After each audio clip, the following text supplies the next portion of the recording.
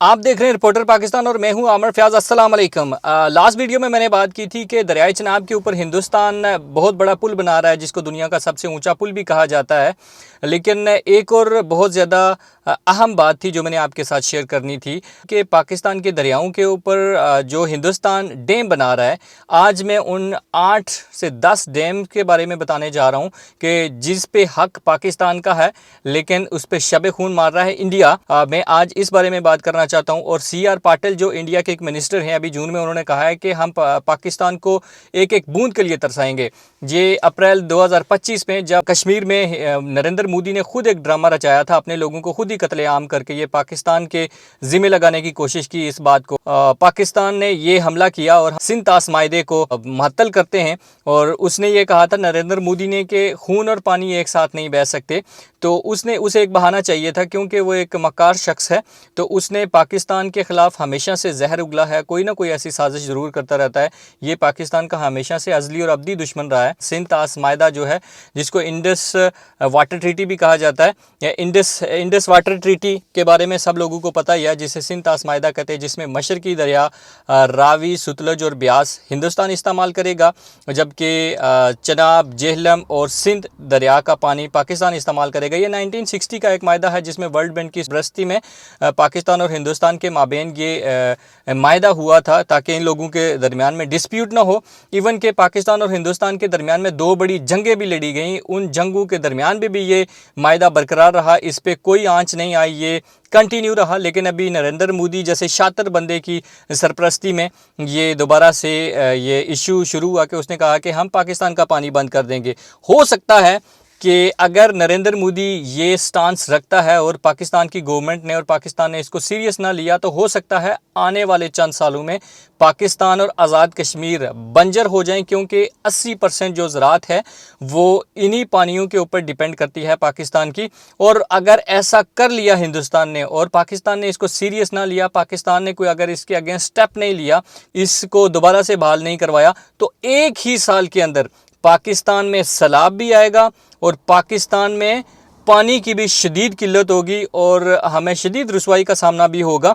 तो आज मैं आपको 8 उन डैम्स के बारे में बताने जा रहा हूं, इन 3 दरियाओं पे जो हिंदुस्तान बनाना चाह रहा है। सबसे पहले हम बात करते हैं कि दरियाए चनाब के ऊपर जो हिंदुस्तान 6 दरिया बनाने की कोशिश कर रहा है। तो सबसे पहला जो उनका डैम है वो सावालकोट डैम है, जिसमें 1856 मेगावाट बिजली प्रोड्यूस करना चाह रहा है हिंदुस्तान, जिस पे काफ़ी ज़्यादा तेज़ी से काम चल रहा है। और दूसरा डैम है रातले डैम, जिसे 850 मेगावाट बिजली प्रोड्यूस करना चाह रहा है हिंदुस्तान। इस पे भी काम अभी बड़ी तेजी से चल रहा है। इसके अलावा पाकल दिल डैम है एक, जिसमें 1000 मेगावाट बिजली प्रोड्यूस करना चाह रहा है। इसके अलावा बरसार डैम है और करोड़ डैम है, जिसमें 624 मेगावाट बिजली करोड़ डैम से, जबकि बरसार डैम से 800 मेगावाट बिजली प्रोड्यूस करना चाह रहा है हिंदुस्तान। इसके अलावा बलगिहार डैम है, जिसमें मई 2025 में इसके गेट बंद करके चनाब का पानी 90% तकरीबन बंद कर दिया गया था। लास्ट वीडियो में भी इस डैम के बारे में मैंने बात की थी कि 90% जो हिंदुस्तान ने पाकिस्तान का पानी बंद कर दिया है। और पाकिस्तान के जो मिनिस्टर हैं राना सनाउल्लाह भी एक प्रोग्राम में क्या कह रहे थे, लास्ट में मैं उस हवाले से भी बात करूंगा। जबकि और दूसरे अगर दरियाए झेलम की अगर बात की जाए तो तोलबल नेविगेशन बैराज है, जिसमें 300 मिलियन क्यूबिक मीटर जिसके ऊपर पानी बढ़ाया जाएगा। किशन गंगा डैम है, इसके अलावा जो दूसरा है दरियाए झेलम जा रहा है, जिससे 330 मेगावाट बिजली प्रोड्यूस करने का हिंदुस्तान इरादा रखता है। जबकि दरियाए सिंध पे अगर बात की जाए तो उसके ऊपर भी नए प्रोजेक्ट ढूंढने की कोशिश की जा रही है।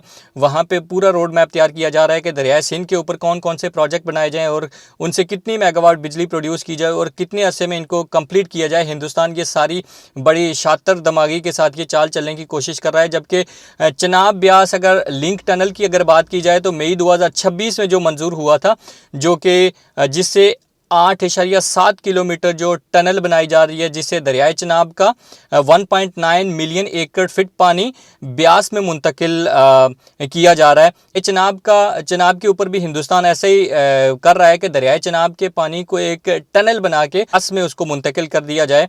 तो अब सवाल ये पैदा होता है कि क्या पाकिस्तान का ये पानी रोक सकता है। लेकिन हकीकत में अगर देखा जाए तो उस मायदे की रूह से, जैसा मैंने पहले भी जिक्र किया है कि 2 जंगें भी लड़ी गई हिंदुस्तान और पाकिस्तान के दरमियान में, تو یہ معاہدہ معطل نہیں ہوا. لیکن نریندر مودی کو ہر وقت کوئی نہ کوئی بہانہ چاہیے ہوتا ہے کہ جموں میں اس نے خود لوگوں کے اوپر فائرنگ کی, 26 لوگوں کو قتل عام کر کے ان کے کشمیریوں کا.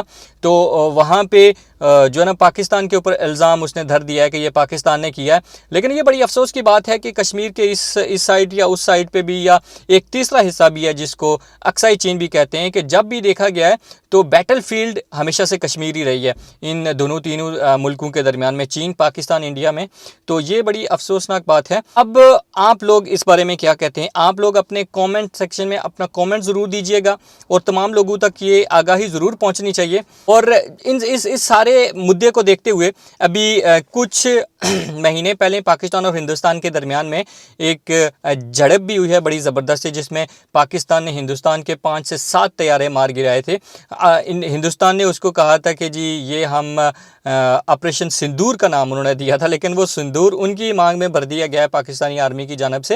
تو اب سوال یہ پیدا ہوتا ہے کہ پاکستان اس کو کتنا سنسیئر لیتا ہے. میں نے اس دن ایک رانا ثناء اللہ کا ایک انٹرویو دیکھا کہ وہ ایک پروگرام میں جب ان سے یہ سوال کیا گیا کہ ہندوستان ایسا کر رہا ہے کہ پاکستان کے تینوں دریاؤں کے اوپر مختلف ڈیم بنا رہا ہے, اس پہ بڑا تیزی سے کام چل رہا ہے, جن ڈیم کے اوپر اگر کام نہیں ہو سکتا تو وہ وہاں پہ ٹنل بنا کے وہ دریائے چناب کا پانی دریائے بیاس میں اس کو منتقل کرنا چاہ رہا ہے. تو پاکستان اس کے لیے کون سے سیریس کنسرن ہیں, پاکستان اس کے لیے کیا کر رہا ہے؟ تو رانا ثناء اللہ نے کوئی ان کے جواب میں کوئی اتنی سیریسنس نہیں تھی, فیئرلی اسپیکنگ, کہ انہوں نے کہا کہ جی ہم نے صدر صاحب کے سامنے یہ معاملہ رکھا, ہم نے وزیر اعظم صاحب کے سامنے یہ معاملہ رکھا, ہم ڈیم بنا رہے ہیں. اور ان کا جواب یہ تھا کہ جی یہ جیسے دیکھیں کہ 1 سال کے اندر پاکستان میں شدید بحران ہوگا پانی کا بھی, اور اگر انڈیا پانی وہاں سے چھوڑ دے گا ان کو, جب جیسے برسات کے موسم میں پانی زیادہ ہو جاتا ہے تو سیلاب کا خطرہ ہوتا ہے. تو رانا ثناء اللہ کہتے ہیں کہ ہم ڈیم بنا دیں گے, اور انڈیا اگر پانی چھوڑے گا تو ہمارے پاس اتنی کیپیسٹی ہو کہ ان ڈیمز کے اندر پانی بھر جائے اور سیلاب نہ آئے. ویسے بات تو کچھ حد تک ٹھیک ہے کہ جی اگر ڈیم بنے ہوں تو اتنی کیپیسٹی ہونی چاہیے کہ پانی جو سیلاب نہ آئے, لوگوں کو نقصان نہ ہو, اس حد تک تو بات ٹھیک ہے. لیکن اگر پاکستانیوں کے ذہن میں, پاکستانی جو ایلیٹ کلاس ہے, جو سیاستدان ہیں, جو بیوروکریسی ہے, اگر ان کے ذہن میں اگر یہ بات ہے کہ ہندوستان بے شک ڈیم بناتا رہے, ہم کچھ نہیں کریں گے, ہم ڈیم صرف اس غرض سے بنائیں گے کہ اگر انڈیا برسات کے موسم میں جب پانی اوور ہو جائے, وہ جب چھوڑے گا تو ہمارے پاس سٹوریج آ جائے گی, تو میرا خیال ہے ایسی ذہنیت کے ساتھ پاکستان کبھی ترقی نہیں کر سکتا. یہ رائٹ پاکستان کا ہے, اور پاکستان کو ان سے چھین کے لینا چاہیے. جب کوئی اپنا حق نہ دے تو اسے چھین کے لینا چاہیے. تو پاکستان کو یہ کوشش کرنی چاہیے کہ وہ ڈیم بنا ہی نہ سکے, وہ اپنے بجلی پروڈیوس کر ہی نہ سکے جن کے اوپر حق پاکستان کا ہے, تو انڈیا کیسے استعمال کر سکتا ہے اس کو.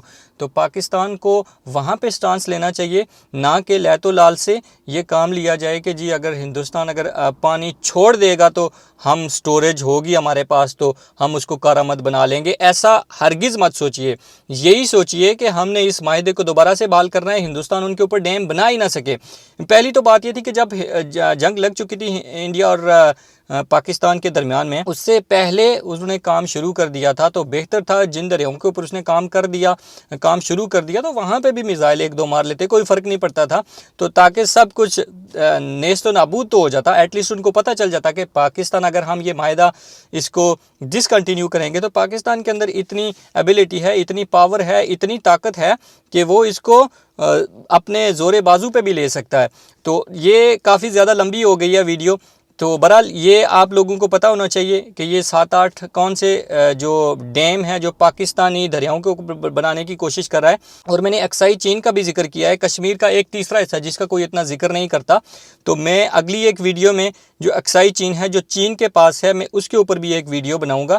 تو تب تک مجھے اجازت دیجیے. اللہ نگہبان.